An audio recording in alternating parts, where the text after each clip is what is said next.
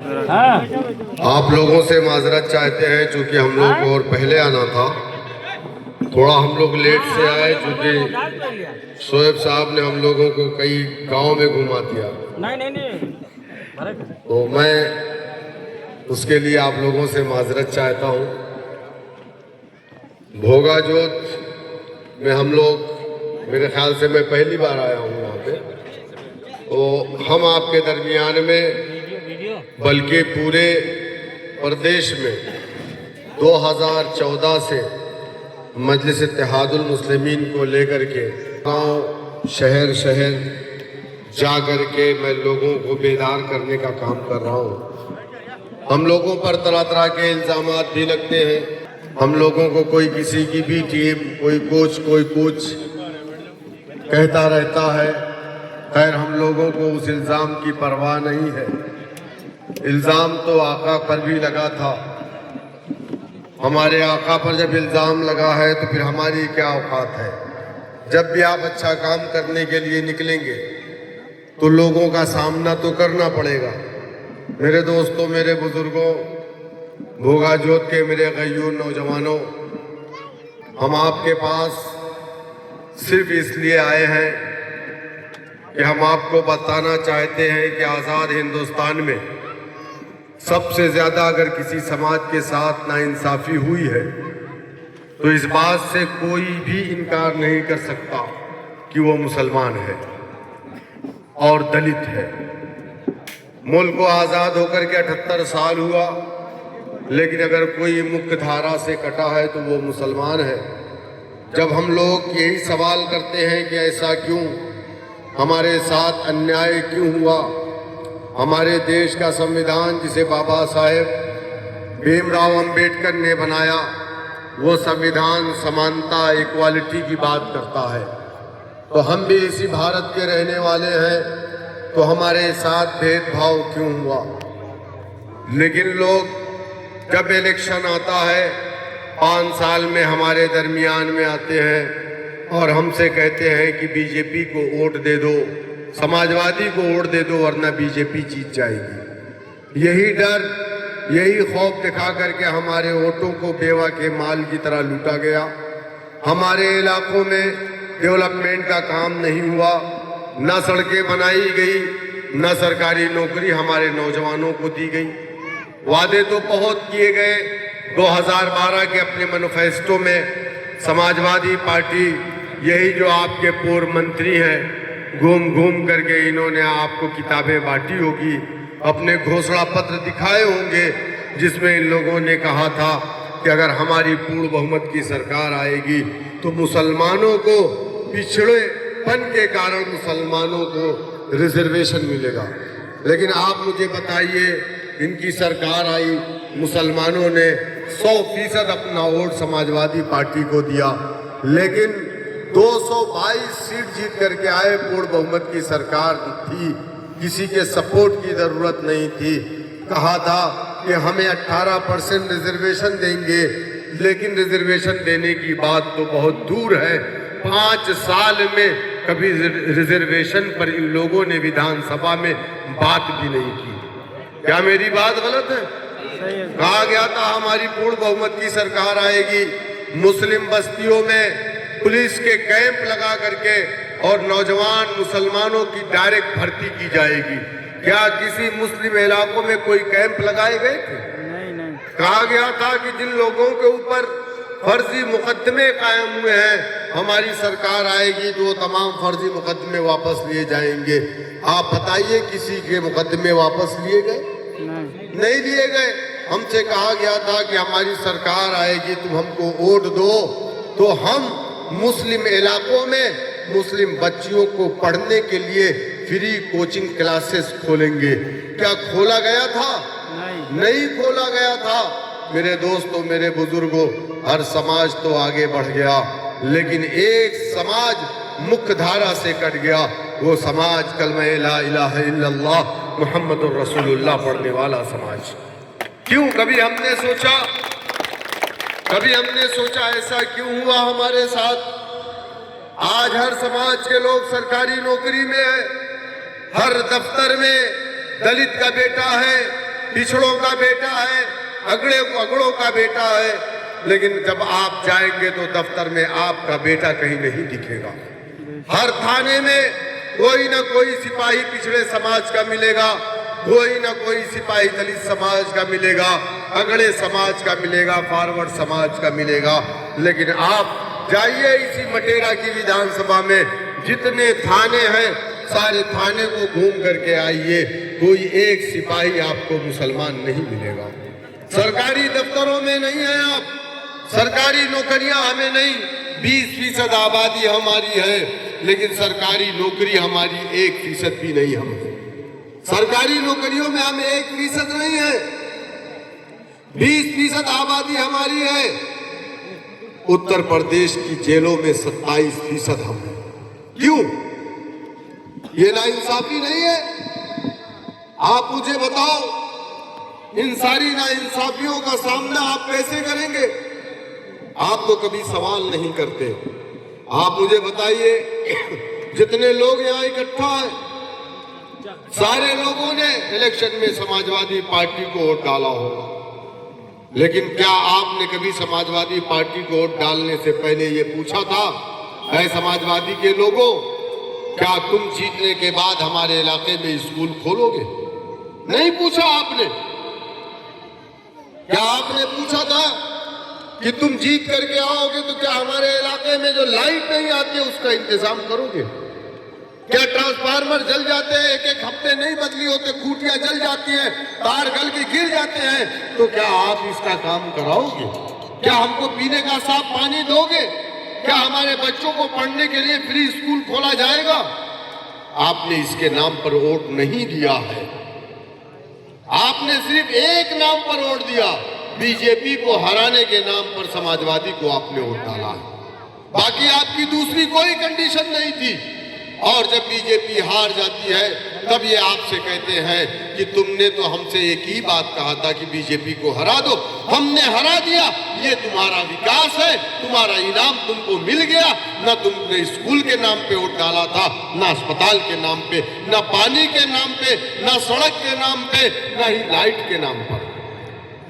मेरे दोस्तों, मेरे बुजुर्गों, कब तक इस देश में एक पार्टी थी? पहले इस देश में पहले एक पार्टी थी जिसका नाम कांग्रेस था।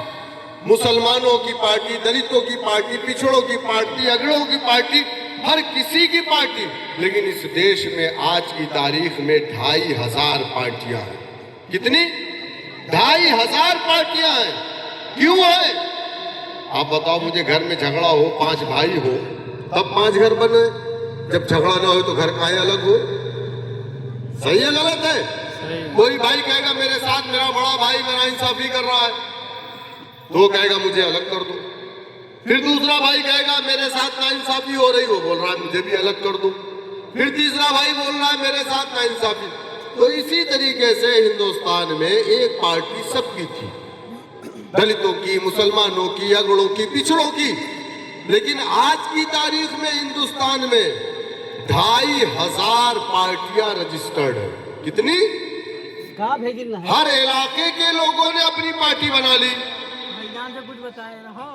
कांग्रेस टूटी, महाराष्ट्र में राष्ट्रवादी कांग्रेस है कि नहीं? जो लोग महाराष्ट्र गए वो कांग्रेस से टूट करके बनी। क्यों बनी? मराठियों ने कहा हमारे साथ अन्याय हो रहा है, हमारे साथ नाइंसाफी हो रही है, तो उन्होंने राष्ट्रवादी कांग्रेस बना ली।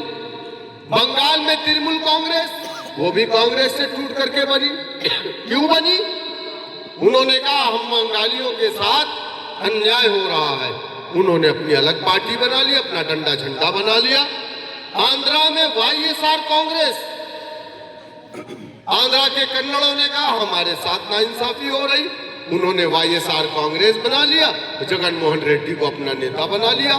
इंसाफ के लिए पिछड़ों ने कहा हमारे साथ नाइंसाफी हो रही है, बिहार में लालू यादव ने अपनी पार्टी बना ली, अपना डंडा अपना झंडा, पिछड़ों के नेता बन गए। नीतीश कुमार ने कहा पिछड़ों के साथ नाइंसाफी हो रही है, उन्होंने अपनी पार्टी जनता दल यूनाइटेड बना ली, अपना डंडा अपना झंडा बना लिया। उत्तर प्रदेश में मुलायम सिंह ने कहा पिछड़ों के साथ नाइंसाफी हो रही है, कांग्रेस नाइंसाफी कर रही है, उन्होंने अपना डंडा, अपना झंडा, अपनी पार्टी, अपना नेता बना लिया। दलितों ने कहा हमारे साथ नाइंसाफी हो रही, काशीराम मायावती को नेता बना लिया, अपना डंडा, अपना झंडा, अपनी पार्टी बना ली। और जिस समाज ने अपना डंडा, अपना झंडा, अपनी पार्टी, अपना नेता बनाया, वो समाज 7% उत्तर प्रदेश में यादव है। कितना?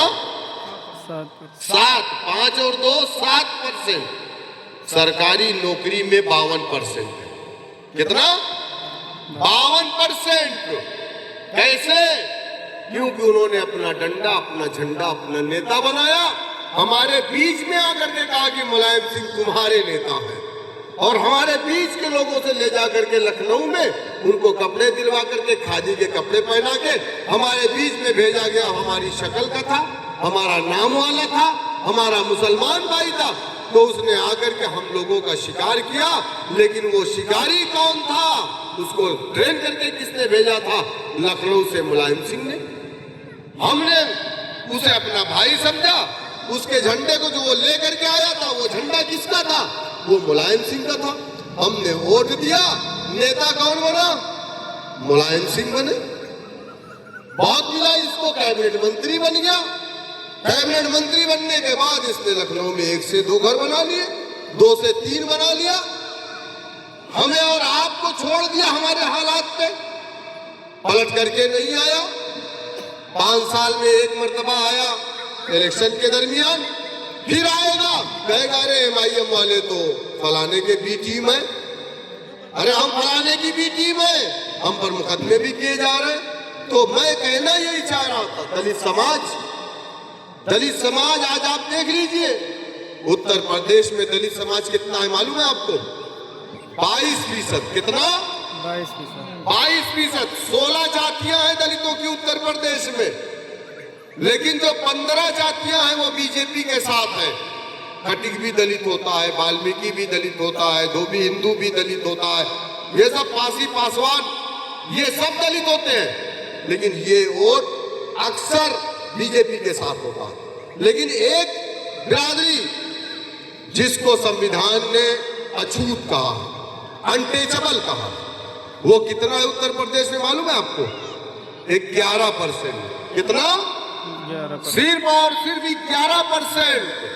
और हिंदुस्तान का जो सांसद भवन है, जिसमें तमाम MP बैठते हैं, उसमें कितने MP बैठते हैं मालूम है आपको? टोटल कितने MP है? 543। कितने? 543 में 131 MP। कितने? 131 MP SC ST समाज के, यानी दलित समाज का बैठता। ये आज से नहीं, आजादी के बाद से सीटें जो सुरक्षित है, वहां से जीत करके जाने वाला दलित का बेटा है। बावजूद उसके जिस समाज के 131 MP हिंदुस्तान की पार्लियामेंट में हो, उस समाज को तो जरूरत नहीं थी ना पार्टी बनाने की, लेकिन उस समाज ने भी अपनी पार्टी बनाई। और क्यों बनाई? उसने कहा हमारे साथ अन्याय हो रहा है। उसकी बहन बेटियों की इज्जतें लूट ली जाती थी। आप लोग बैठे हैं, याद होगा, आज से 20 से 25 30 साल पहले आपके जानवर मर जाते थे, आप किसको बुलाते थे? वो जानवर कौन लेके जाता था? उसकी चमड़ी को कौन छीलता था? उसके मरे हुए गोश्त जानवर के कौन खाता था? आप जानते हैं, बताने की जरूरत नहीं है। लेकिन आज वो समाज कहाँ है? जिस समाज को लोग कहते थे गोबर से दाना चुन करके खाने वाला समाज, वो सिर्फ 11%। जिस समाज को लोग अपने बर्तन में पानी नहीं पिलाते थे, वो सिर्फ 11%। जिस समाज को लोग उत्तर प्रदेश में अपने नल से, अपने कुएं से पानी नहीं लेने देते थे, वो समाज उत्तर प्रदेश में सिर्फ 11%। दबा कुचला, अपने अधिकारों से वंचित, शोषित। उसके इलाकों में स्कूल नहीं, उसके इलाकों में अस्पताल नहीं, उसकी बस्तियों में जाने के रास्ते नहीं, बल्कि पूरी गंदगी उसकी बस्ती के किनारे फेंका जाता था। क्या मेरी बात सही है या गलत है? मैं झूठ तो नहीं बोल रहा हूँ ना? सही है। लेकिन उसे तब कब इंसाफ मिला? कैसे मिला? और ये सब उसके साथ जब हो रहा था ना, तो उसके समाज का 131 सांसद हिंदुस्तान के सांसद भवन में था, तब हो रहा था। आप सोच रहे हो कि आप 34 मुसलमान विधायक जिता करके आपके साथ इंसाफ हो जाएगा? अरे 34 नहीं 340 भी अगर मुसलमान जीत गए, लेकिन अगर क़यादत सैफई के हाथ में, यादव के हाथ में होगी तो कभी आपको इंसाफ नहीं मिलेगा। बेशक बेशक। वही हुआ। काशीराम निकले पंजाब की सरजमीन से। काशीराम उत्तर प्रदेश के नहीं थे। काशीराम कहाँ के थे? काशीराम पंजाब के थे। पंजाब की सरजमीन से निकले, उत्तर प्रदेश आए और अपनी बस्तियों में अपने लोगों के बीच में जाकर के, भाई थोड़ा रुक जाओ, थोड़ा रुक जाओ, रख दो भाई,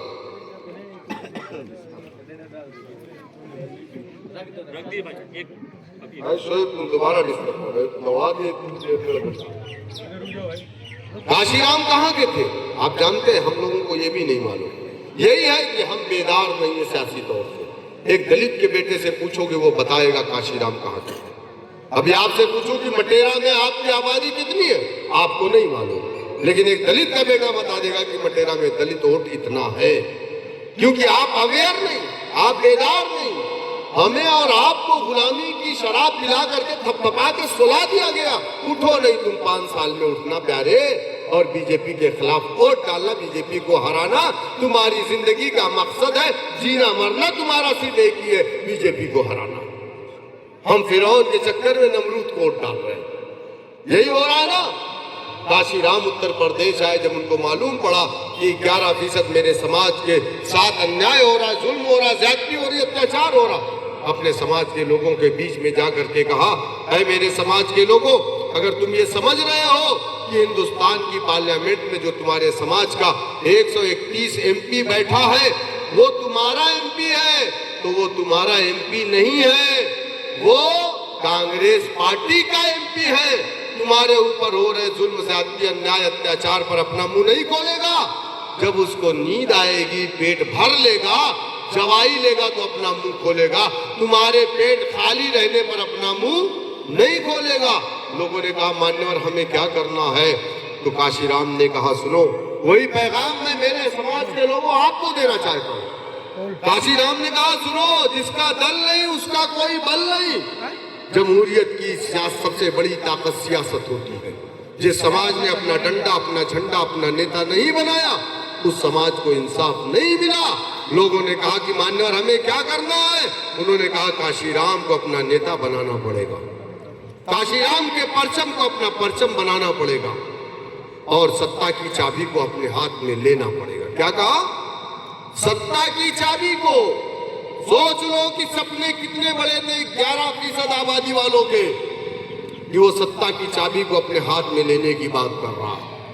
लोगों ने मजाक उड़ाया, क्यों, कौन आया है काशीराम? अब गोबर से दाना चुन करके खाने वाले समाज को सत्ता की चाबी देने के लिए आया है। बड़ी बड़ी बातें 11% वाले को। काशीराम ने कहा, ये वही चाबी है जिससे तुम इंसाफ के सारे दरवाजे खोल सकते हो। क्या कहा? जिससे तुम इंसाफ के सारे दरवाजे को खोल सकते हो, ये वही सत्ता की चाबी है। सरकार चाहेगी तो राशन बटेगा, नहीं चाहेगी तो नहीं बटेगा। सरकार कहेगी 1500 का नोट रद्दी कागज का टुकड़ा, तो वो कागज का टुकड़ा हो जाएगा। सरकार कहेगी कि सुबह 5 बजे से लेकर के शाम 5 बजे तक कोई सड़कों पर नहीं निकलेगा, तो कोई नहीं निकल सकता। तो काशीराम ने कहा, सुनो, जमहूरियत की सबसे बड़ी ताकत सियासत है, और जब तक तुम इस सियासत को एक प्लेटफॉर्म पर, एक मरकज़े सियासी पर तुम इकट्ठा नहीं होते सियासी एतबार से, तुम्हें इंसाफ नहीं मिलेगा। दुनिया ने मजाक उड़ाया, लेकिन दुनिया ने देखा महज 3 सालों में 11% मुत्तहिद हुआ, अपने कौम की एक बेटी को हिंदुस्तान के सबसे बड़े सूबे का मुखिया बनाया कि नहीं बनाया? आप बताओ, बनाया कि नहीं बनाया? सारी बेईमानी के बाद आपकी तादाद 20% है। कितना? वो 11 है, आप 20 है। लेकिन आपके अंदर अल्लाह सुब्हानहू तआला ने हाकिम बना करके भेजा था इस कौम को। अल्लाह ने महकूम बना करके नहीं भेजा था। अल्लाह ने इंसाफ कायम करने के लिए भेजा था इस कौम को, इंसाफ मांगने वाला बना करके नहीं भेजा था। लेकिन आज ये कौम महकूम हो गई है और इंसाफ देने के बजाय लोगों के दरवाजों पर जाकर के इंसाफ की भीख मांग रही है। क्यों? कहां गया वो जज्बा आपका जब आपने इसी देश में 800 साल हुकूमत की थी? कहां गया वो जज्बा? तब भी आप अकलियत में थे, अक्सरियत में नहीं थे। लेकिन आज हमें आकर के इतना ज्यादा डरा दिया गया, इतना डरा दिया गया, इतना शायद अल्लाह से इतना डराया गया होता तो मस्जिदें आबाद हो गई होती। लेकिन बीजेपी से इतना डरा दिया कि हम बिना बीजेपी की डर से इन लोगों को वोट डालते आ रहे हैं और इनके एक मकान से 2 मकान, 2 मकान से 3 मकान। पहले अब्बा जो कश्मीर से आए थे, उसके बाद अम्मा को सांसद बनाया, अब्बा को मिनिस्टर बनाया, बेटा को बनाया, अब जाकर के उनकी बीवी को, उसके बाद उनके लड़के को। मतलब वो हमारे आका, हम उनके गुलाम। यही ना? आप लोग डरते हैं क्या उससे? आप लोग डरते हैं? मुझे लग रहा आप लोग डरते हैं। कोई नहीं डरता। हाँ? जो लोग डरते हैं वो हमारे साथ नहीं चल सकते, क्योंकि हमने जिस दिन कलमे तैयबा का इकरार कर लिया, अपनी जान को अल्लाह सुब्हानहू तआला के हवाले कर दिया। बेशक हक है। हम डरने और घबराने वालों को साथ न चल सकते हैं, न उनको अपने साथ लेकर के चल सकते हैं। आप चाहते हैं आपके इलाके में डेवलपमेंट का अगर काम हो तो मजलिस इत्तेहादुल मुस्लिमीन ने सिर्फ 7 विधायक हैं हैदराबाद में। कितने? 1 MP 7 विधायक। 111 समाजवादी के हैं, हमारे हैदराबाद में 7 हैं। 14,000 गरीब बच्चों को हमारी पार्टी मुफ्त में पढ़ाती है। कितना? 14,000। उनका ड्रेस, उनका खाना, उनकी किताब, उनकी कापी, उनकी कलम, ये सब फ्री में दिया जाता है। हमारा हॉस्पिटल है असरा हॉस्पिटल, मजलिस इत्तेहादुल मुस्लिमीन का, 2000 बेड का, 2000 बेड का। 50 रुपए देकर के 3 महीना डॉक्टर को दिखाइए फ्री में, कोई फीस डॉक्टर नहीं लेगा। 100 रुपए में एक्सरे होते हैं। कितने में? 100 रुपए में एक्सरे होते हैं और 150 रुपए में सोनोग्राफी होती है और नॉर्मल बच्चे की पैदाइश 2000 रुपए में होती है। हैदराबाद शहर की बात कर रहा हूं। और वो हॉस्पिटल उत्तर प्रदेश के सरकारी अस्पताल की तरह नहीं है।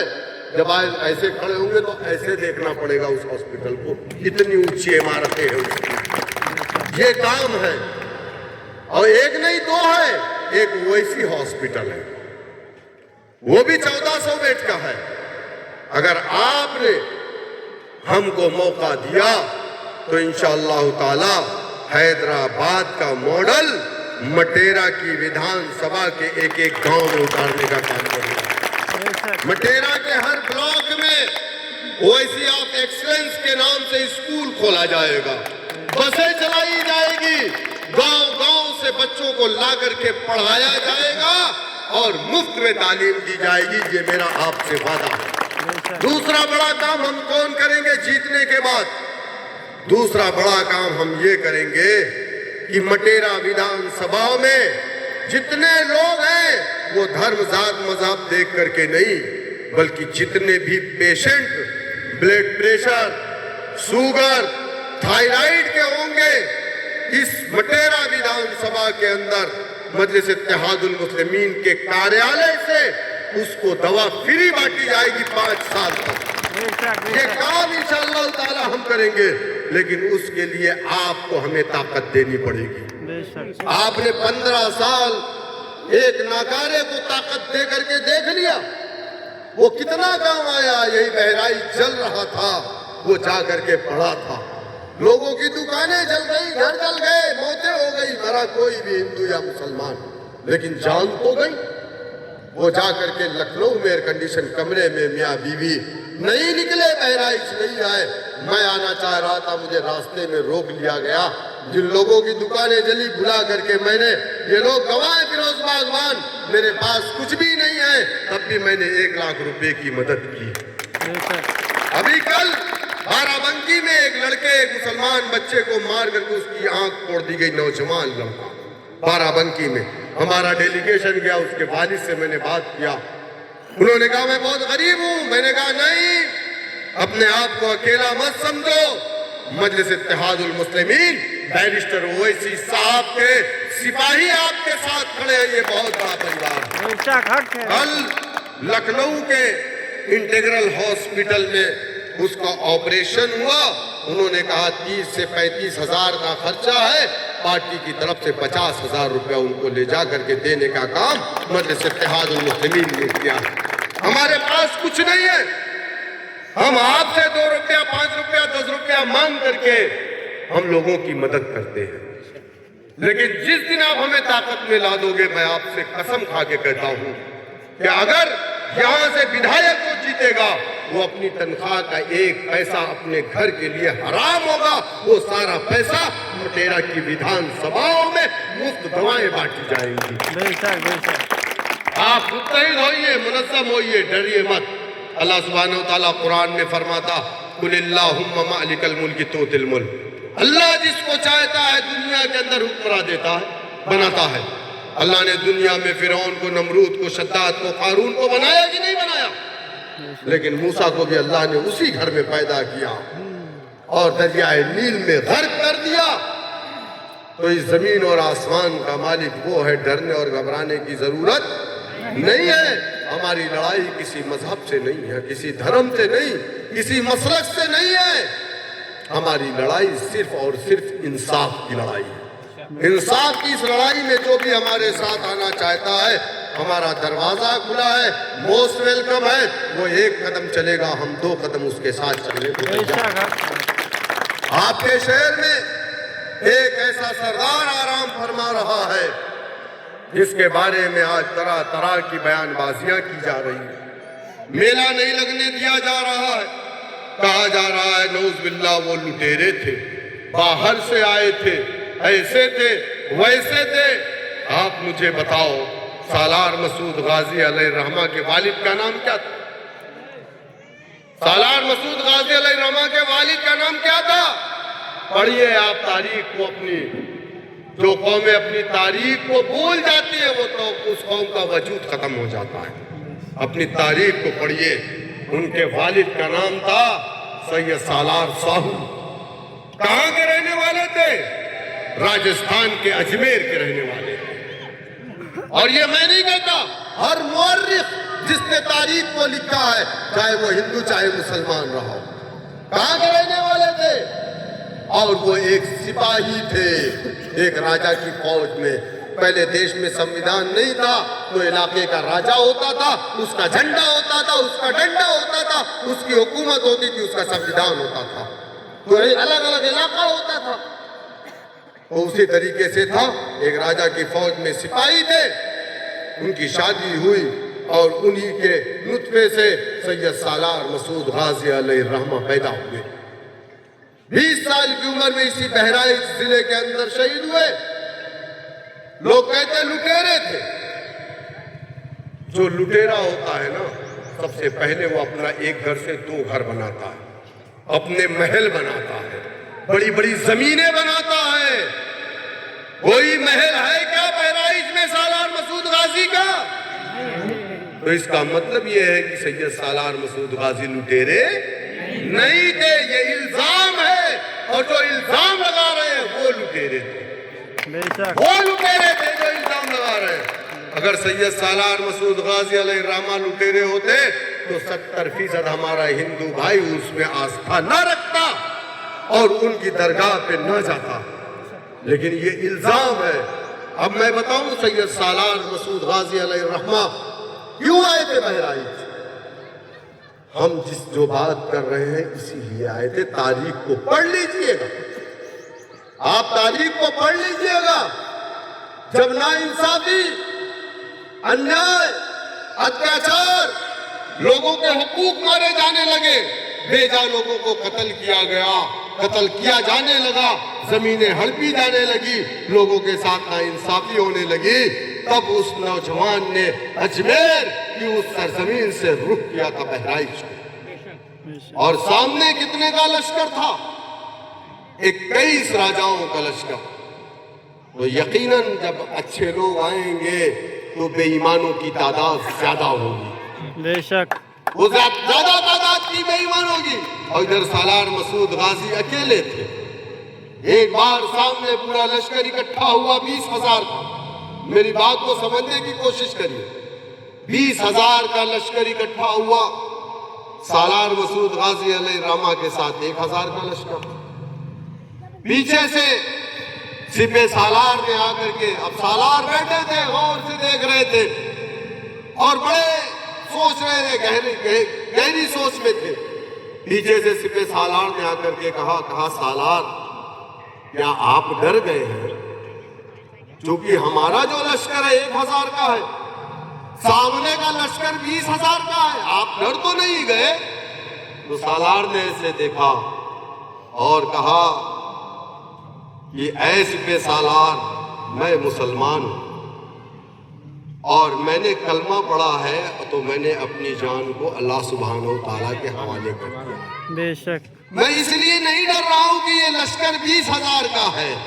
मैं तो ये बैठ करके सोच रहा हूं कि इन 20,000 को मारने के बाद दफन कहां करूंगा। तो ये जज्बा आपके अंदर होना चाहिए, तब आप किसी इलाके को जीत सकते हो। 20,000 का लश्कर इंशाअल्लाह ताला मुनाफिकों का हम लोगों को नहीं डरा पाएगा। डरेंगे आप लोग? नहीं। मौत एक बार आती है या 2 बार आती है? एक बार। जिस दिन लिखी उसी दिन आएगी, अपनी मर्जी से आएगी। जिस दिन लिखी है उसी दिन आएगी। एक आदमी वो गुजरात में पूरा जहाज जमीन पर गिर गया, सब मर गए, एक बच गया। सब मर गए, एक बच गया। तो उसकी मौत नहीं थी। आज तक आपने सुना था कि 200 से ज्यादा लोगों को ले जाने वाला जहाज लंदन और गुजरात में वो जमीन पर गिर गया, सब मर गए, आग लग गई, सब जल गए, उनकी बॉडी, उनके चेहरे पहचान में नहीं आए, लेकिन एक आदमी एकदम से बच गया, बेहोश भी नहीं हुआ। तो उसकी जिंदगी थी। अल्लाह जब जिसको चाहता है जहां चाहेगा मार देगा, जब जिसको चाहेगा जहां पैदा कर देगा।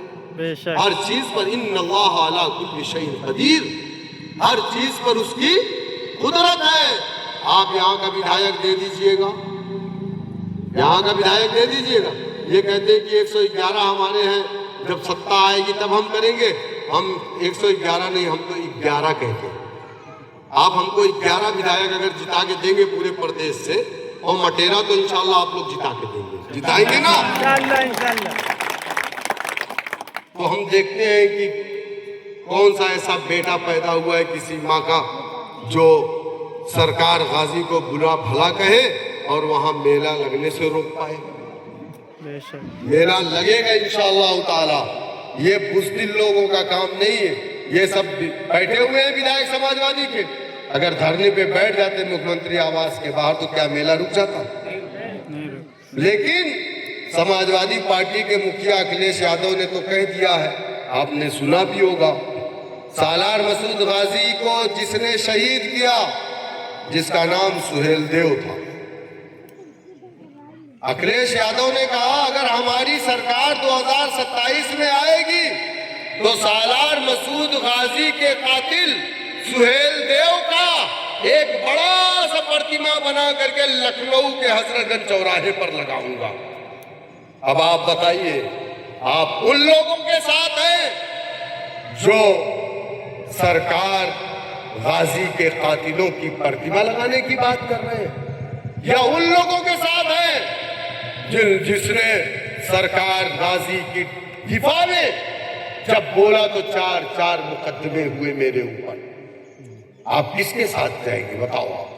आपके साथ। मैं आपसे गुजारिश करने आया हूं कि आप अपने आप को मजबूत करिए। बहुत हुआ, अब इन लोगों को देख लिया गया, 78 साल हो गया, अब इससे ज्यादा गुलामी हम नहीं करेंगे। सेकुलरिज्म की गठरी को अपने कंधों पर नहीं लेकर के हमारी जिम्मेदारी नहीं है, ये जिम्मेदारी और भी समाज के लोगों की है। तो साथ चलेंगे ना इंशाअल्लाह? इंशाअल्लाह। आप लोग वादा कर रहे हैं ना? इंशाअल्लाह। सब लोग हाथ नहीं उठा रहे हैं। बहुत बहुत शुक्रिया। अस्सलाम वालेकुम व रहमतुल्लाहि व बरकातहू।